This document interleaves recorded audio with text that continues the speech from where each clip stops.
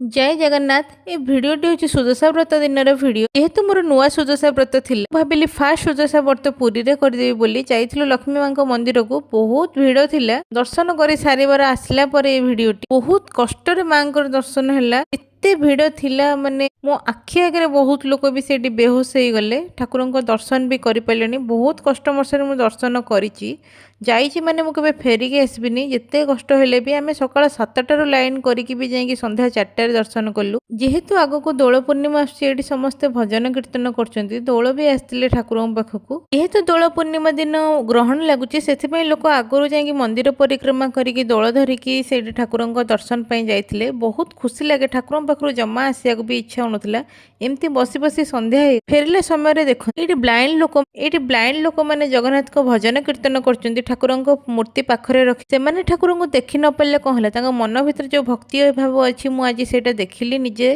तापर टाइम हो गला आमर ट्रेन टाइम फेरिया समय है। फेरिया समय तो फेणी न आसिले घरे पूरे देवेनी बड़दान टिके फेणी नहीं आम घर को आसलु।